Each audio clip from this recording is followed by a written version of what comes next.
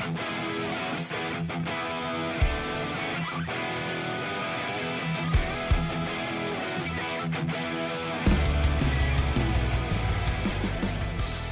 back into the Red Zone podcast. My name is Colten Bartholomew, UW football beat reporter here for the Wisconsin State Journal, joined by longtime basketball and football beat reporter Jim Polzin.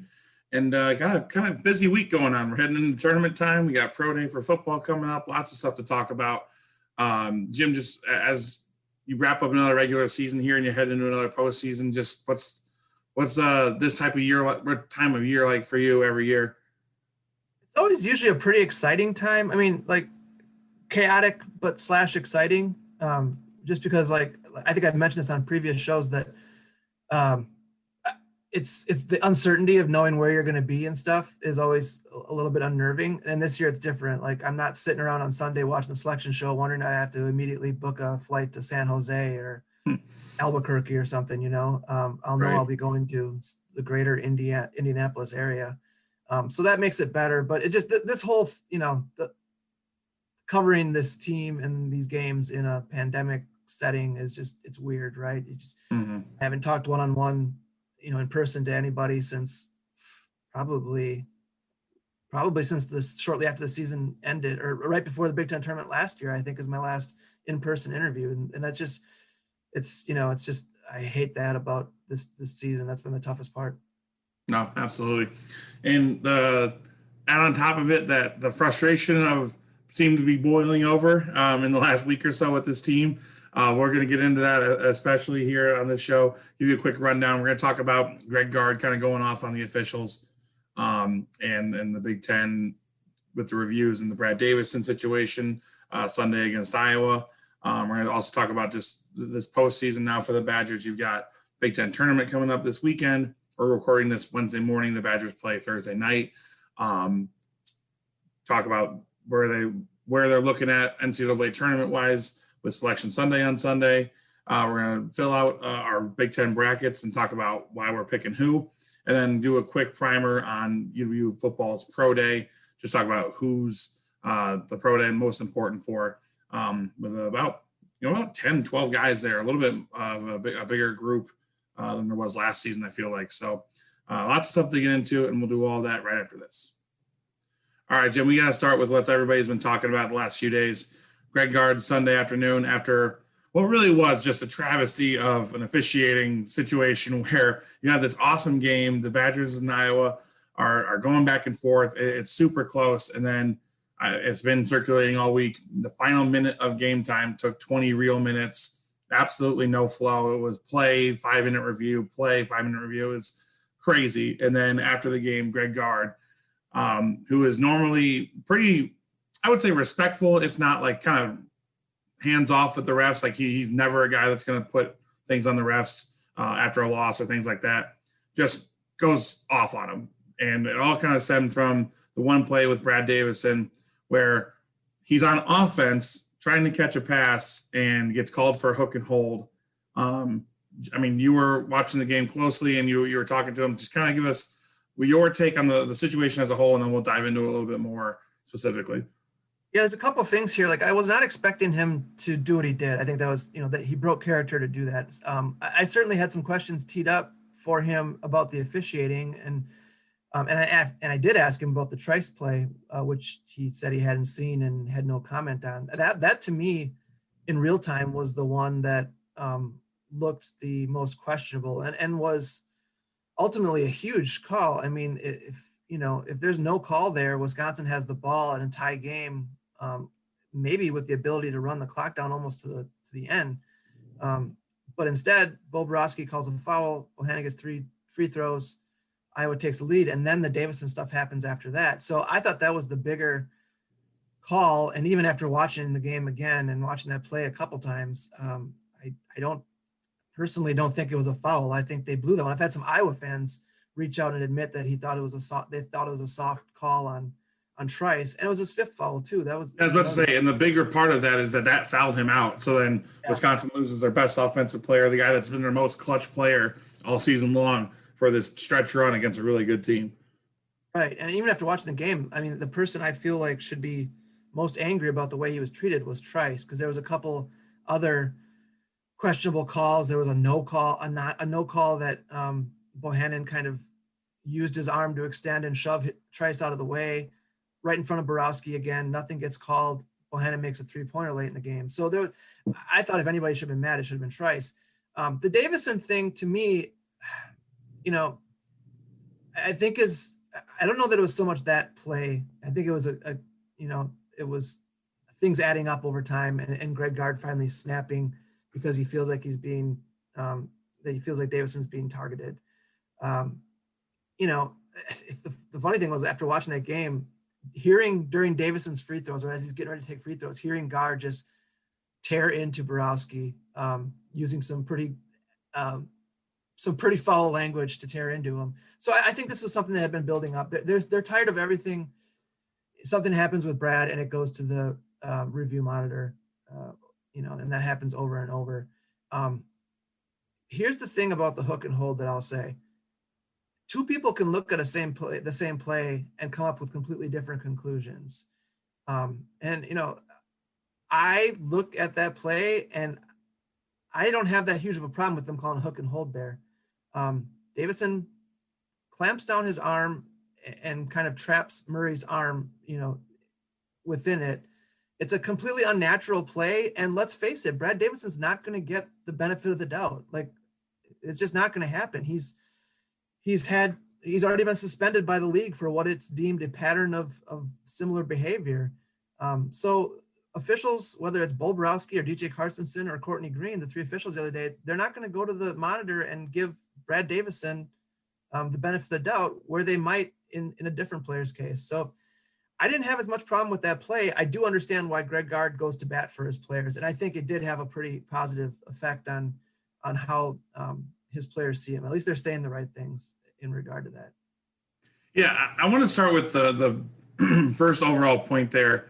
I think that's a headline that makes Gard the most upset, is that because of things that happened in the past, and it's a human nature thing, like officials are people too, but in Greg Gard's mind, and I think it's a fair case, you have to look at the play individually and absent of who is involved. You just have to see Wisconsin player and Iowa player.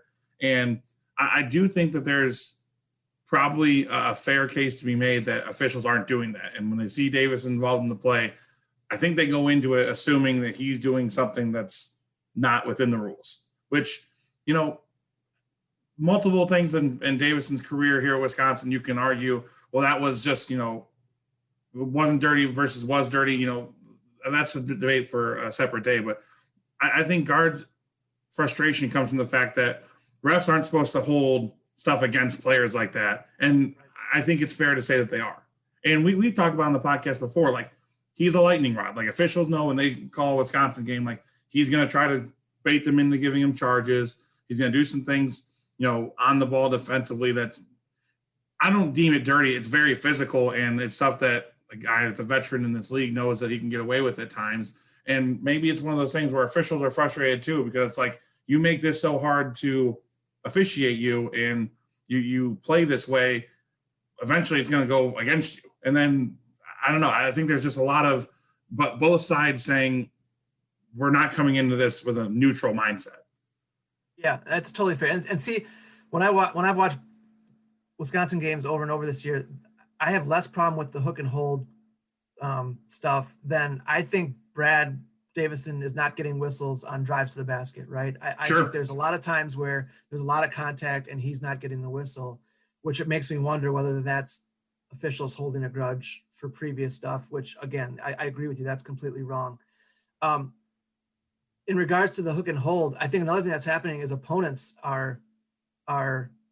he's on their radar and they immediately realize who it is. Like, I don't know if that's Tyler Wall drawing that contact from Murray, if Murray immediately points out that, he held me or he hooked me or whatever, because he does. He immediately goes and makes a point. And that's, I think, why the officials look at it in the first place.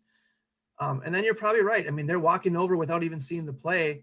You have to wonder whether they have already made up their mind because of who it is involved. And so I do get the frustration there. You'd like every game to start with a clean slate, regardless of what's happened in the past. But I think there's also some human nature going on that it's hard to do that.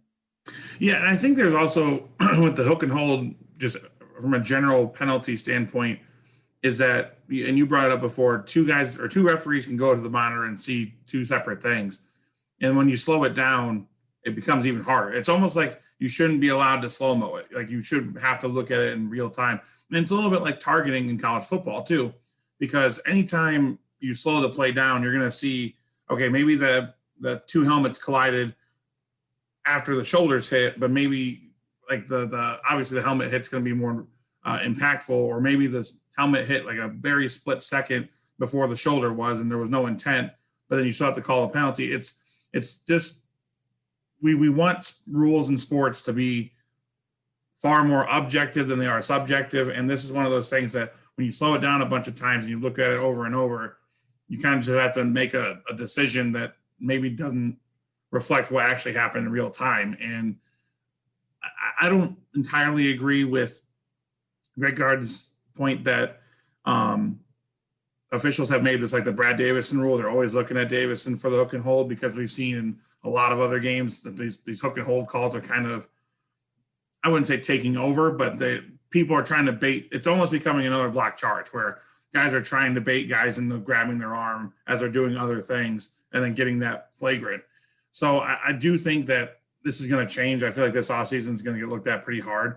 But just from an overall thing here, the hook and hold is just a little bit too hard to officiate, and it's not something that the intent was good. It's just in execution, it's not working.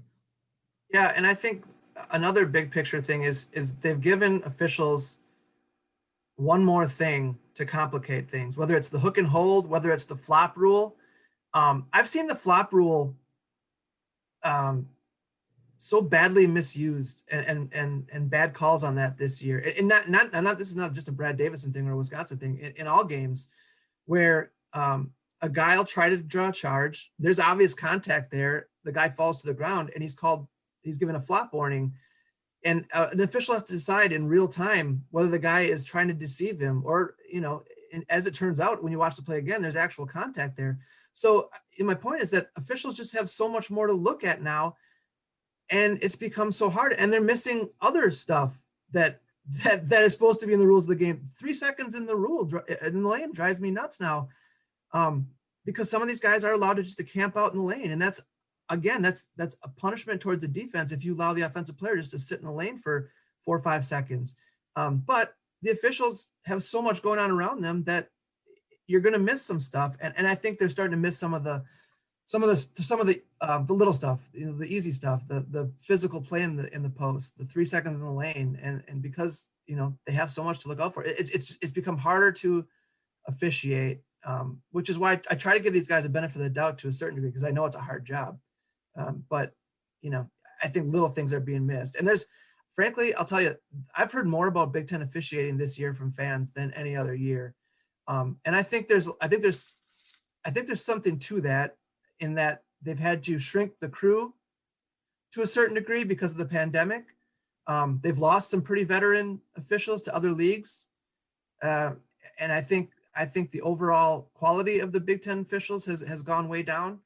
Like, for as much crap as Borowski gets, he's one of the most experienced guys in the league now. He'll probably end up doing a lot of NCAA tournament games, because I'm guessing he's going to be one of the more highly rated officials in the Big Ten, in part by default, because I look around that league and I don't see a lot of great officials anymore. And that's sad, because it's a really good league from a player standpoint and a quality standpoint. You'd like the officials to be among the best in the game too. And I just don't know if that's the case. Yeah. And that's a great point, because it's hilarious to watch, like, when the lead up to a game and then you tweet out the officials and then people lose their minds when they see Borowski. And I get it. And I think you laid it out really well. It's like, okay, yeah, the Badgers are 2-6 this year with Borowski as an official. 2-8 overall, 0-7 in Big Ten play. Okay. But then I'm trying to remember the follow-up. I should have pulled up before I start talking here, but 5 of those 6 losses, or almost all of those losses, are against like the Iowas, the Michigans, the Illinois, like teams that they were going to lose to more than likely anyway. This Iowa game becomes the focal point because it was so close, and then it became a ref show at the end. But these other games, like, you could have the best ref out there, Wisconsin's still probably going to lose. Right. I mean, as we've seen, there's other deficiencies with this team that makes it hard for them to win against the good team. The only outlier was at Penn State, that game. That was a game that Wisconsin, is probably better than the opponent and lost, and Borowski's on the crew. And again, I'd have to go back and look again. I don't remember officiating. I don't remember walking away from that game saying that officiating was the reason they lost it. There were a lot of other things going on. I actually went back the other day and charted the foul calls. In a perfect world, you'd like a 1-to-1 ratio, right? The same number of fouls on Wisconsin, the same number as Iowa, right? Borowski was actually the closest of the three to that. He called 6 on Wisconsin, 5 on Iowa. Courtney Green was 6 on Wisconsin, 3 on Iowa. DJ Carstensen was 8 on Wisconsin, 4 on Iowa. Now, what I'll say to that is Borowski, even though his ratio is closest to 1-to-1, he had some really questionable calls among those. And the most questionable calls were under his whistle, and frankly, some no calls. I thought that he didn't call. Like here's one example. First half, Johnny Davis gets called for a charge. His first charge, he got called for 2 charges. The first one, he drives in and kind of pushes off with his arm, and I thought at the time pretty good call. But later on, as I mentioned before, Bohannon does almost the same thing with Trice as a defender. Borowski's in the exact same spot, standing right in front of the Iowa bench. That's a no call. And to me, it looked like a very, very similar play where if you're going to call it one way the first time, you should call it one way the second time. And then again, the Trice fall on the Bohannon 3-pointer, I thought was extremely questionable, especially at that point in the game. So I understand why people are mad. I mean, it's hard to prove that someone has it out for your team, though. I mean, I don't even know how you do that. A lot of people have posted, the fouls are in favor of the other team in games that Borowski, refs. But again, I think a lot of that goes back to the opponent. I think teams like Illinois and Michigan and Iowa are more aggressive. They're doing a better job. They have better players. They're doing a better job of drawing fouls. And so naturally that foul count is going to be higher. Sure, for sure. You guys spoke with Greg Gard and a couple of players on Tuesday, and you mentioned it off the top.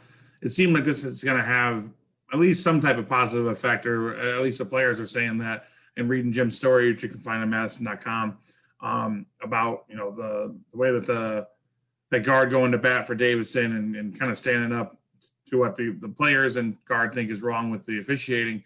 It seemed to light a fire a little bit as they head into the postseason, coming off of not only 3 straight losses in the regular season, but then 5 of 6 to end the regular season. So kind of sputtering to the finish, but maybe this is the spark that they needed.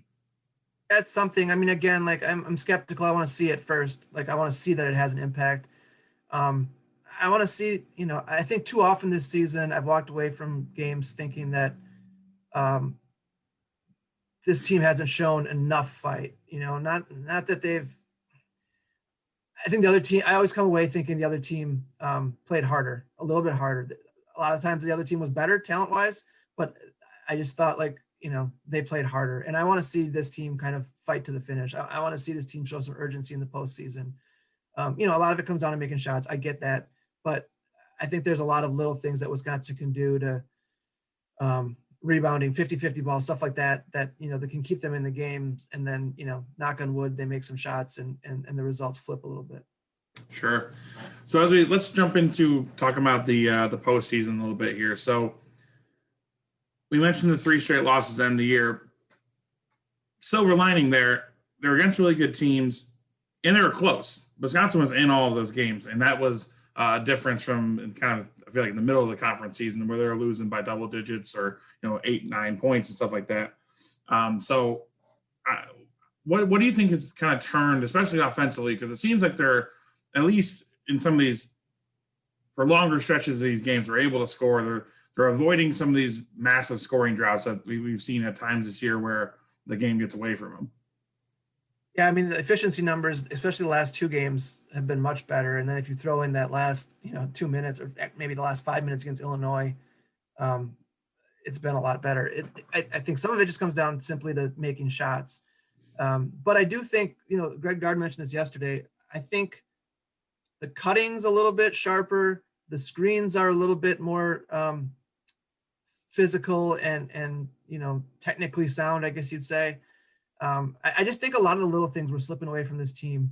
and they've done that a little bit better offensively. The movement is better. It's not so stagnant. Greg Gard talked about how there's less dribbling. The good offenses move the ball through the air and not on the ground, not on the dribble. So I think there's some of that. They're getting a little bit easier baskets at times. Now, if they can just, I still think it's as crazy as it sounds, I still think this team can get hot from 3-point range. I look at that game the other day, and I think they ended up shooting like 38% from three because they got hot in the second half. But I counted 10 great looks, like some of them wide open, some of them what I would classify as, not quite wide open, but open. And they missed 10 of those, right? Like you should be, I don't know what the percentage should be on wide open 3-pointers, but it can't be 0%. And if it's closer to 50%, they win that game comfortably, right? So, again, maybe their hot streak this year comes a little bit later, and they can put it together in the postseason and make a run. I don't know. I mean, it's hard to predict that based on the way things have gone, but I think that's this team's only chance is if they start knocking down some 3-point shots.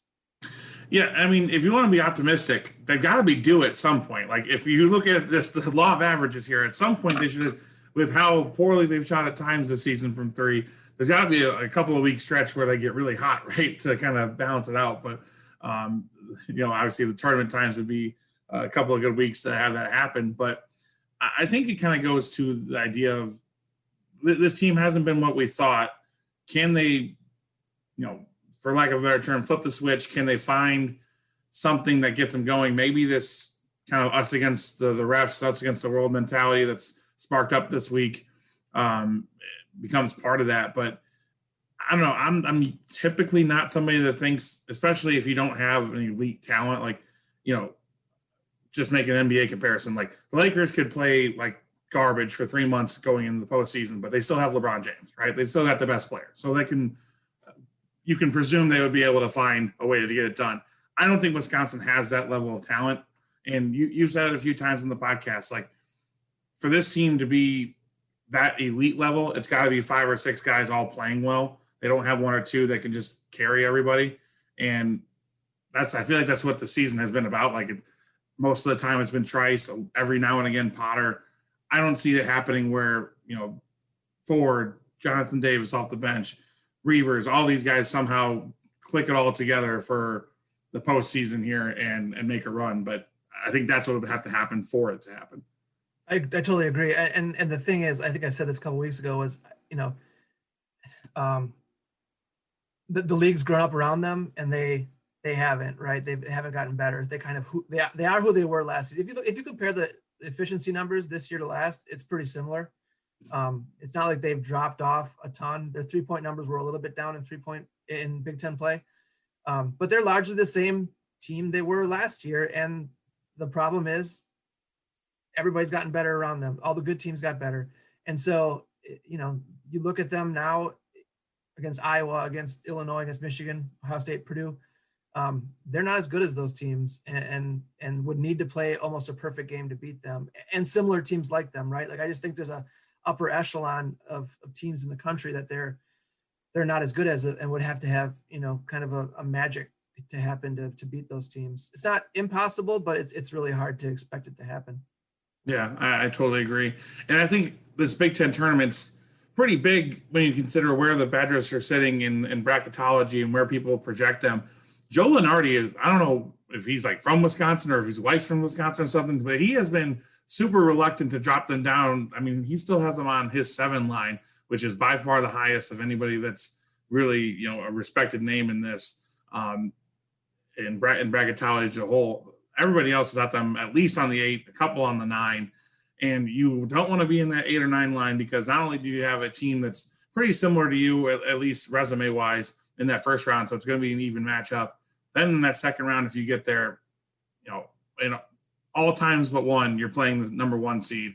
And it's looking like it would either be the Gonzaga number 1 overall seed bracket for the Badgers or the Baylor one. And when you just look at athletically and the way they've played all year, the Badgers have very little ways to match up with those teams on defense or offense, really. Yeah, no, I totally agree. And, like all along I've kind of said, well, you yes, they're not among the elite in the Big Ten, but if they can end up in that 6 or 7 seed range somehow, win a couple of those games down the stretch, and end up on that 6 or 7 seed line, then, there's still a chance to make a run. But I think if you get in that 8-9 range, you're right. Maybe you win a game. I mean, maybe you don't. But it's hard to see them get into the second weekend out of the 8 or 9 seed list. It's just, they've kind of played themselves into a tough spot here. And I'm not sure what it would take exactly what do you think from a seeding standpoint is the ceiling at this point? Like if they would beat up Penn State, which again, if you look at net rankings, that would still be considered a pretty quality win. Yeah, it'd be a quad one. Penn State, and then beat Iowa and then lose to Illinois. Where does that put them? Still on the 7 line, you think? Yeah, I think if you beat Illinois, you've got to beat one of the elite guys. You've got to beat Illinois.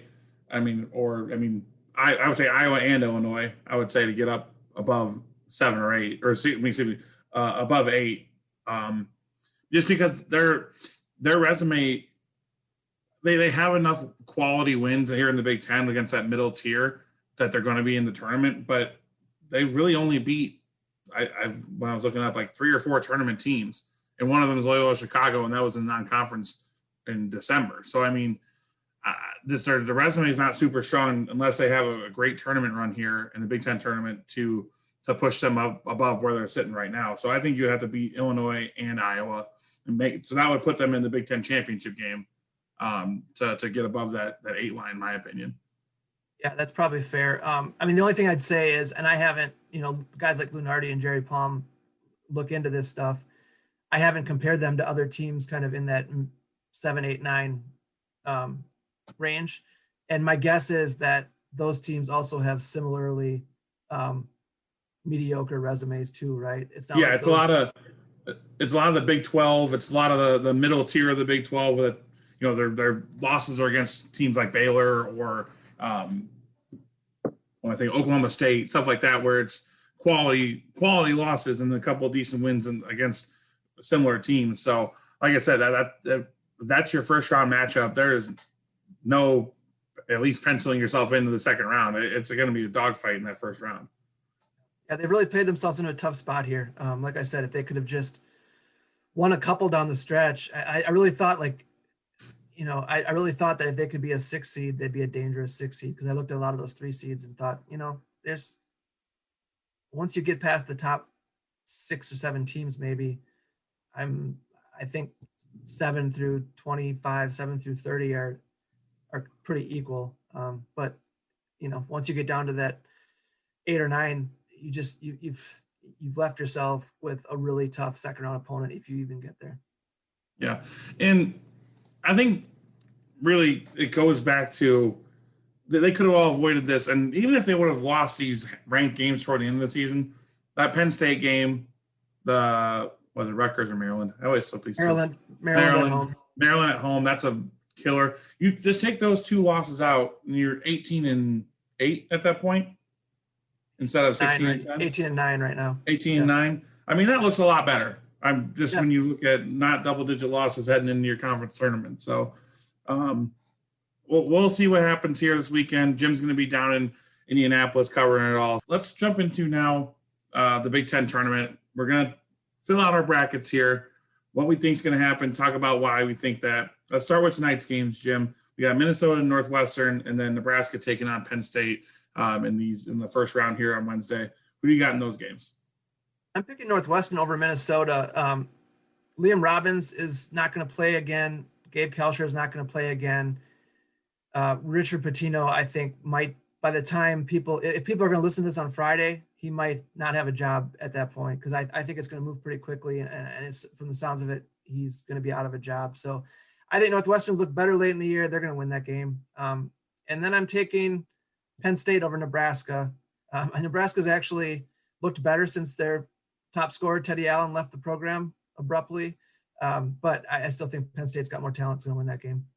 I am in complete agreement on both of those picks and reasons. I think Minnesota, not that they're quitting on the season, but they know what the eventual end here. If it's not Thursday morning or Friday morning, they know the coach is getting changed. A lot of these guys are leaving. And I know that they were hurt, but I think if this was a decent team, a lot of these guys would be on the floor tonight trying to save the season. Yeah, you do wonder that. I mean, it's weird. Quick aside, remember how we talked a couple weeks ago about the difficulty in picking all Big Ten teams? Yeah. How the league's ballot, the league's official ballot, you don't have to worry about positions, but the AP ballot, you kind of are supposed to consider positions. Well, yep. Marcus Carr ended up being a first team all Big Ten player on the AP team, in large part because I think people freaked out and needed to put a guard on there. I did not vote for him. I had a hard time voting for someone who, whose team finishes poorly as that. So he was not on my first team, but he did make first team all Big Ten, which meant, some really good players like Hunter Dickinson and Kofi Coburn, I believe, did not make the first team. Right. I love seeing the all Big Ten, the conferences list having 3 centers on the first team. I was a big fan. Yeah. How do you feel about that? I mean, like, I actually have gone back and forth, but part of it's like, just choose the 5 best players, right? Agreed. Yeah, that's how I feel about it. Right. But then again, like I was questioning myself because football actually does positions. Yep. Let's say you're a 3rd team All-American quarterback, you still might end up being a 3rd team All-American Big Ten, all Big Ten, because there's 2 guys that are better than you, and it doesn't matter because of the position. So I don't know how I feel about it. I just know it was much easier to pick best 5 instead of having to force some guards in a year where this league was very forward and center heavy.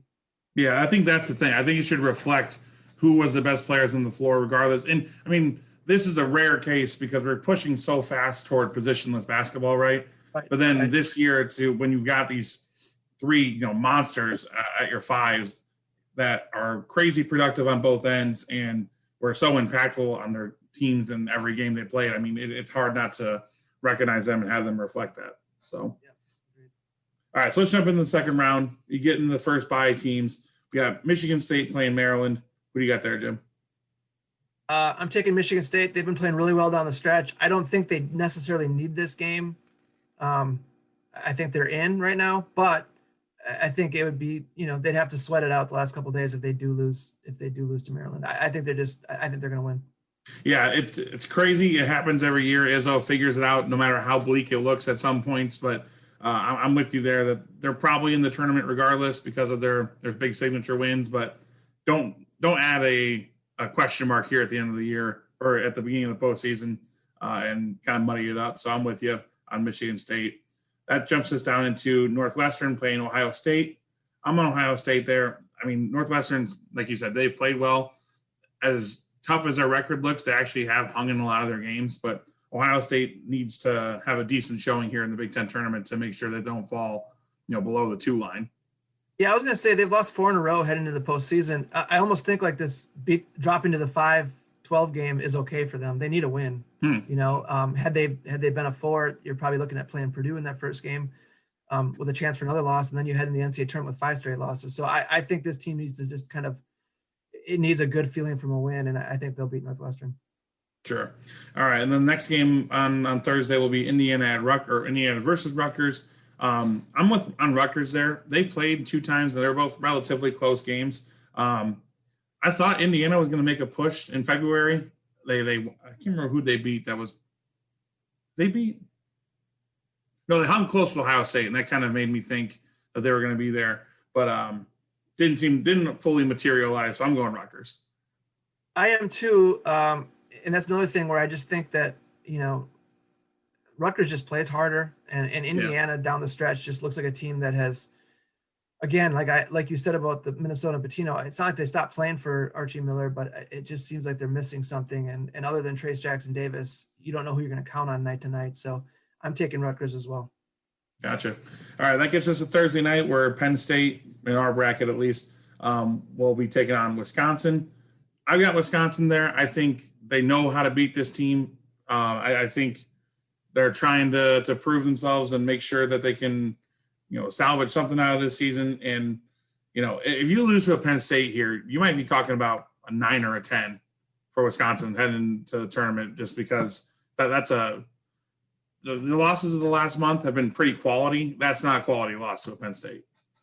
No, I can totally see it happening, though. I think this is a scary game. I really do. I'm picking Wisconsin, but I think it's a scary game because Penn State's got some guys that can get hot. They've got John Hara in the middle, who is just a hard worker, and he's really going to put Micah Potter and Nate Reavers to the test. I think Wisconsin needs a win here. The funny thing is, if they lose this game, I don't know that they could fall any lower than a 10. But if they end up in the 11 game, that's actually a better. If you end up in the 6-11 game, to me, that's better than the 8 or 9 game, right? So it's almost like, dropping would not be the worst thing in the world. I just don't think they can drop as low as an 11 seed. Yeah, no, I'm with you there. All right, so that takes us into Friday, where we have Michigan State playing Michigan. Michigan was top overall seed. I know the Spartans just beat Michigan. I can't imagine that happens twice in 2 weeks. They're going to want some payback, Michigan is. And getting a little rest here probably will help Michigan after they played a couple of games, in a quick span after that long COVID break they had. So I'm on Michigan there. Yeah, this is such a weird setup. This will be the third time these teams have met in 8 days. Oh yeah, geez. Yeah, so I mean, familiarity. It's going to be interesting, but I agree with you. One thing we should mention here is that the Lucas Oil Stadium is a weird setup for these games, right? I mean, they're going to have 2 courts set up and only play on one in the Big Ten. They're getting the 2 courts set up for the NCAA tournament play, but the Big Ten will only play on one of them. They'll be kind of curtained off. I think part of the stadium will be curtained off. There are going to be fans there, but I think like 10 or 11% capacity. I'm curious to see how all these teams adjust to this, to a big arena that they're going to try to make look smaller. I don't know. I think there's going to be some adjustment period. Which brings me to my point that if you've got a chance to play a game, if you're playing your second game and the other team's playing its first game, I wonder if that's any sort of advantage. I'm not going to pick Michigan State, but I do think that all these matchups we're going to talk about from this point forward, if that plays a role at all, if you're the team playing its second, like even the Penn State-Wisconsin game, right? Penn State will have a game under its belt. Wisconsin won't. Does that make a difference, in terms of just being comfortable with the court? We'll see. That's a really good point. I didn't even think about that. And I think that I saw a diagram of that setup with the split court. And honestly, it looked like an AAU tournament where like they're got a massive gym and they divided a bunch of courts. And I mean, guys are so used to that at this level of play, but I think it's going to be really weird for fans at home watching these games. Yeah, I'm interested to see how it looks. And even like I'm going down there, I think they're going to have us on the baseline somewhere. I'm curious how, it's going to be interesting. This tournament and the next one. How about the next one where there's 2 courts, and yeah, it's bizarre. Yeah, no, for sure. All right, so that takes us to what we have as the Ohio State Purdue game. This is probably the hardest one for me to pick as I was filling this out. I'm going with Purdue. I don't feel super strongly about it. I really liked Ohio State. I haven't liked how they finished the regular season, obviously. I liked how they played, and I think they're one of the tougher teams to guard because they don't have, I would say, like they kind of throw out 3 or 4 guys that you would call like forward wings, and they're all really athletic and pretty strong. And I just think that Purdue's got not only the momentum, but I always forget his name, Edey, the 7'2" guy that they have. Yeah. Yeah. So I just think that he's got an advantage. And I'm thinking back to that awesome Ohio State-Michigan game where Dickinson was really a force down low because of his height. So I'm going to go with Purdue there, but I don't have like a great, backup for it. Yeah, this is really getting boring because we're agreeing with each other for every game. But I agree with you. And Zach Edey was the guy I was going to mention. He's really figured something out late in the year. He was a pretty good player all the season long, but I think you can see a pretty big growth late in the year. The Wisconsin game, he certainly dominated Wisconsin. Indiana, he looked really good too. I think they figured out how to use him better. And you're right. Ohio State's weakness is that it just doesn't have big guys that can match these big centers in the league. And that's a problem. And that's why I think Purdue's going to win. It's funny though. I think that gives Ohio State an advantage when they get to the tournament because I think there are more teams around the country. Like the Big Ten's, I think a rarity right now that they have this dominant center position across multiple schools. I think Ohio State's a team that even if they don't have a great showing here in the Big Ten, like I think they have a chance to make a run just because they play a little bit more similar to the rest of the country. But we'll have to see how that goes. Later on Friday, what we have is Rutgers versus Illinois. I think Illinois, there's no answer for Coburn, and then Io DeSumo is back. So I think Illinois is primed up for a run here. So I got Illinois. I do too. Illinois has just, I mean, what amazed me down the stretch is that they lose their best player and win some really tough games on the road despite him. Andre Curbelo, who I thought looked awful down in the game in Champaign with Wisconsin, has really, he's been great down the stretch. Gives them another ball maker, playmaker, ball handler and playmaker. They've got a little bit of everything, and I like the way they play. They play hard. I mean, that's the thing. They've got talent, but they play really, really hard. Sure. And then that would take us to Friday night, which we have as the Wisconsin-Iowa game. I'll give Wisconsin credit for playing as hard as they did Sunday and keeping it as close as they did. I just think Iowa's a better team. I'm going to go with Iowa.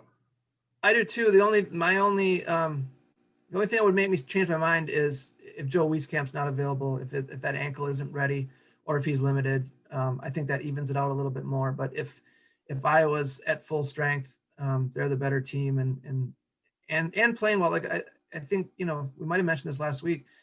Defensively, they're better. I mean, it's not necessarily in the second half the other day, but they've gotten better defensively, and that's the thing that's scary about them and could lead to a long run in March is that they're going to get offense. You've got shooters, an inside game, you've got everything offensively you need, but can you defend? And they've shown they can defend a little bit better. They're not elite by any means, but they've gotten better in that department, and I think that's why they're among the elite in the nation. Yeah, for a team like that, a couple of stops as a 6-0, 9-0 run that can swing a game. Yeah. That's the way they play offense. So that takes us into Saturday, where we have Michigan taking on Purdue. It'll be interesting to see the Dickinson-Edey matchup because Dickinson might beat them up early in the season, but now with Edey coming on a little bit, I still like Michigan there. I just think that they're playing about as well as anybody in the country. I think that they're primed for a big run in the NCAA tournament too, and I think it starts here. So I go Michigan there. Yeah, I'm a little hesitant because Michigan didn't play great down the stretch after the break, but I think I agree with you, what you said before, that a little break here might help get their legs back, and maybe some just practice at this time of year is good, just to kind of get back to doing things you want to do. So I think it's gonna be I think that'd be a close game, but I like Michigan as well. Sure.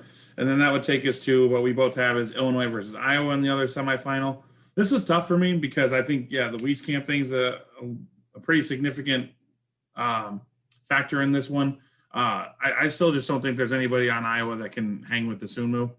And I think he would be the one that needs to have a huge game because not that Garza can, keep Coburn off the boards or, out physical him. I just think he can make him work on defense enough that maybe tires him out or gets him into some foul trouble. So I've got Illinois, but it would need to be a DeSumo show. Yeah, this team played once down in Champaign, and it was a pretty spicy affair. It was, I don't think these two teams like each other. I think there's some bad blood going back to last season. I do think Garza got in foul trouble a little bit. I think that's the one thing Coburn can do is he really put Garza in some tough spots where he has to defend. And I agree. I think there's not many teams right now that if Iowa is going to play as well as it does defensively, that I think it can lose to. But Illinois is one of those teams, and that's why I'd pick them here. This is completely boring, by the way. Yeah, we probably should show these to each other to figure out if we needed to just say, hey, this is what we both have, or talk about them. But all right, so takes us into Sunday. We got Michigan and Illinois with the championship game. I've got Michigan. I don't actually feel great about it because I really, really like Illinois. I've been talking about them all year, but I'm still going to take Michigan just because I think talent-wise, this Michigan team is pretty off the charts. Yeah, I'm going to pick Illinois, and that's not a change. I struggled this one too. I just think Illinois has found something late in the year. They blew out Michigan without Io DeSumo.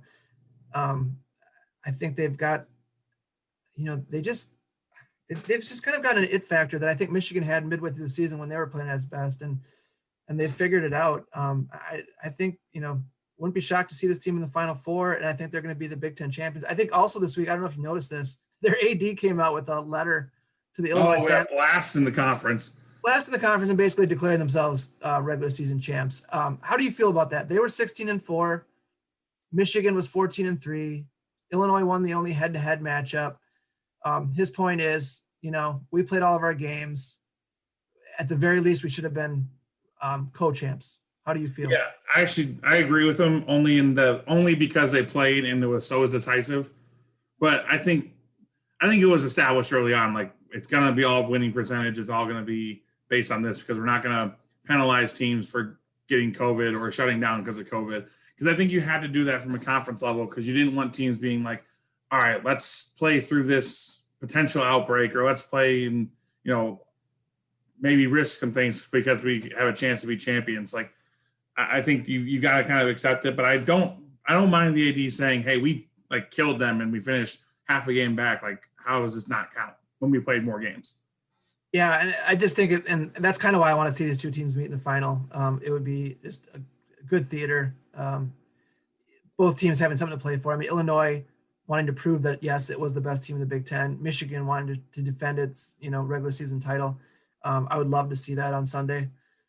And, who knows? It's crazy. Like you and I, so separately went about these picks, and the only non-chalk pick we have is Northwestern in a 13-12 game. Everything else is I just think we've seen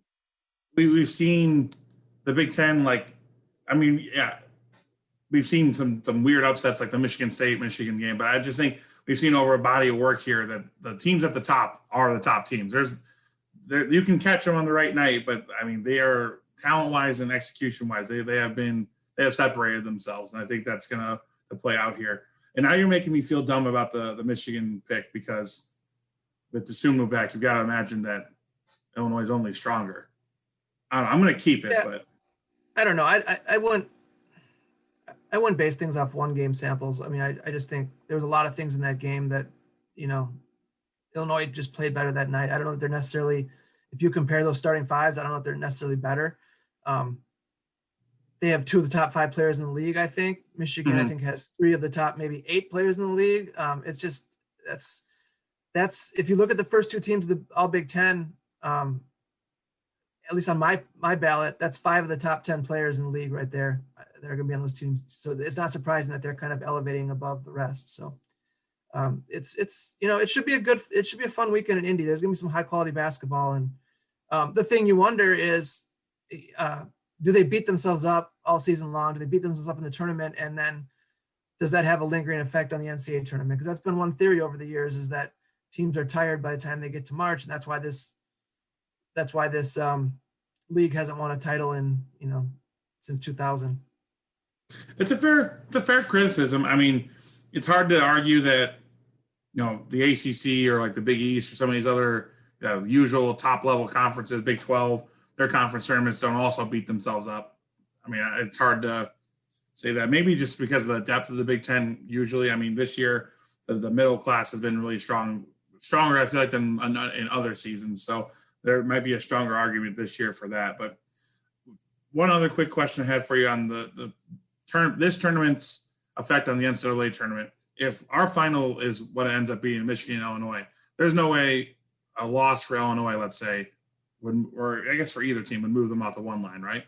I don't think so. I think the top 4 seeds are set. Yeah, I think so too. In part because I'm trying to think what 2 seeds could jump them at this point. Even if Iowa makes a run, I don't see them jumping Michigan or Illinois, right? And I think Iowa's pretty set as a 2. I think a lot of the Big Ten teams at the top are kind of set. And you mentioned Ohio State maybe avoiding a drop to the 3 line. Purdue, I don't know where Purdue sits, 4 maybe. Yeah, they're 4 or 5 depending on who you go with. They're a team that could jump up. Let's say they knock off Michigan and Ohio State. I mean, then you would be talking them getting up to the 3 line. But I'm with you. I think that it's going to be tough to move anybody too far down by playing somebody else that's already really good. One thing to clarify that we talked about last week is, and you kind of mentioned earlier in the show, is like if Wisconsin does end up as an 8 or 9 seed, they cannot play opposite Illinois or Michigan that first weekend because they've played them twice. Okay. Let's say they end up as a 7 seed and Ohio State's the 2 seed. That is a matchup that in theory could happen that first weekend because they only played once during the regular season. And I've seen that in I saw that in at least one bracket that Wisconsin was the 7 and Ohio State is the 2. So that's a possibility, but just to kind of give listeners an idea of the rules. Because if they do end up as an 8 or 9 seed, it'll automatically be Baylor or Gonzaga in that second game. Gotcha. Let's jump quickly into some football. we're going longer than we expected. Every time I text Jim, hey, we'll go short because I know we're busy. We go about the same as usual. But talk about Wisconsin's Pro Day is on Wednesday. They're actually about to start activities in about 45 minutes over at McLean in Camp Randall. So I just want to talk just quickly about who you think this day is most important for, because Pro Days this year are so strange where everything's going to be on campus. Like even the combine is more going to be about interviews and doing medicals. It's not going to be the usual spectacle of all the running and the tests and stuff. So just to give people an idea, guys that are there, this isn't a full list, but there's guys like Eric Burrell, Isaiah Loudermilk, Mason Stockey, Cole Van Lanen, Rashad Wildgoose, a couple other guys. John Dietzon's going to be there as well. Who do you think can benefit the most from putting out good numbers, at least on their testing today at Wisconsin? Yeah, I really struggled when you mentioned that we're going to be talking about this. I guess maybe Eric Burrell or even Wild Goose. Like I'm looking at some of those secondary types. If they can have some numbers that maybe raise some eyebrows, does that raise their stock a little bit? I guess that's the only two that came to mind in terms of today being a big difference. I don't know what you think. Yeah, I think the two particular tests that I think are going to be the most important, I think it's going to be Wild Goose's 40, and then it's going to be Cole Van Lanen's bench. And usually bench doesn't matter all that much for offensive linemen, but Van Lanen's in this interesting spot where he doesn't have an apples-to-apples position in the NFL. He played tackle, and he was a very solid tackle for the Badgers last 3 seasons, but his arms aren't crazy long. He's not like a super freak athlete like you see at a lot of offensive tackles in the NFL level. So does he move into guard? He could. He doesn't maybe have the athleticism laterally that you would want in a guard a lot of times. But I think if he can put up a big number in bench and kind of show the power, because you also have to factor in that he's had a shoulder injury for the last 2+ years that he's been able to play through and battle through. But if it hinders the amount of strength training he can do and the explosiveness he can get with his punch, I think that's going to scare some teams a little bit, thinking that he could play tackle and pretty much move him into guard. So I think bench is an important one for Van Lanen. And then Wild Goose with the 40. He's not going to be able to prove his shoulder injury that he sustained at Northwestern this season's fine until he's got pads on. He's able to do things running around. But he can prove the athleticism overall and the speed, which you think he has. I mean, Jim Leonard was very high on him as not only an outside corner, but as a slot corner as well.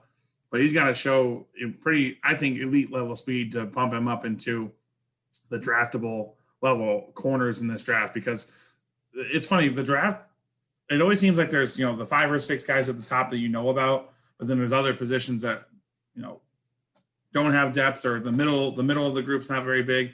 Tackle and offensive guard this year, the top's awesome, the middle is awesome, but there's nobody in that bottom level, like the 6 or 7 round guys. And then I think corner is the same way a little bit, where you have some really elite corners that are going to get drafted in the first or second round.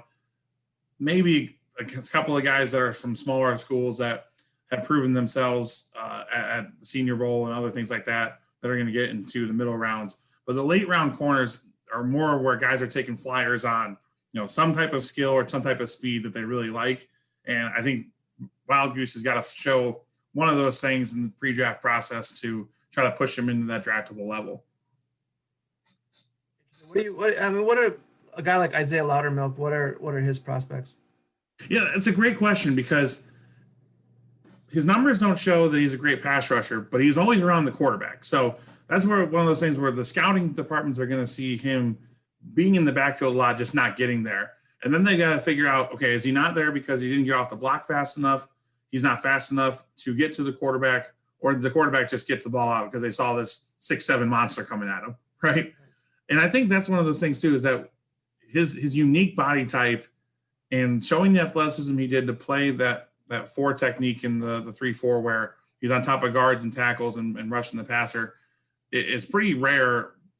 And they got to love his long arms. So I think he's got better prospects than I think going into the season. And I read that he's lost a good amount of weight already to try to get quicker.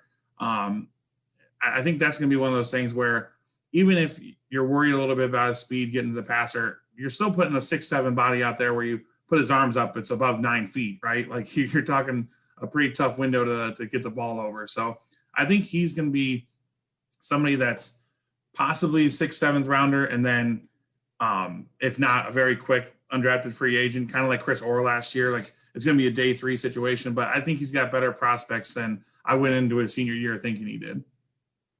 You mentioned him losing weight. It's always interesting this time of year because you don't see these guys for a couple months usually, right? The bowl game happens. I mean, this year was completely different, but anyways, like you would see these guys in person after the bowl game, and then you don't see them again for 2 months until pro day, and then you show up, and some of them have transformed their bodies quite a bit. So that's always interesting to see what they did in those 8 weeks to change their bodies, and sometimes it's a pretty radical change. Right.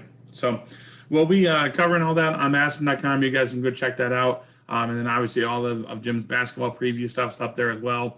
And lots of stuff coming on Thursday as that game gets closer. Of course, I was going to laugh when the bracket came out. Of course, you got to drive down there and then have all night games up into potential championship, which isn't all that likely.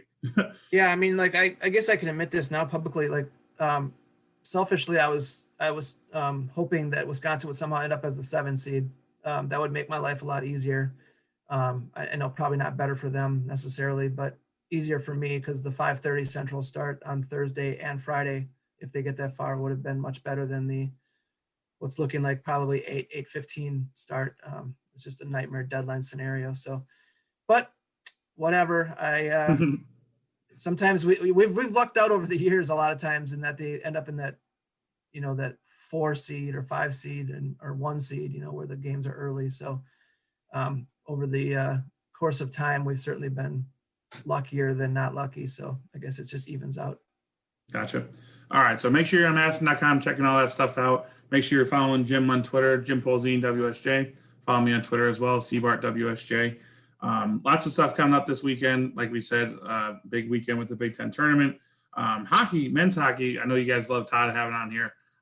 Men's hockey's, I believe, they're entering the Big Ten tournament as well this weekend. Yeah, and then the women are off. They got a week gap between now and their NCAA tournament. So busy March as always. Lots of stuff coming. Make sure you're following along. But for Jim Polzin, I'm Colten Bartholomew. Thank you guys very much for listening.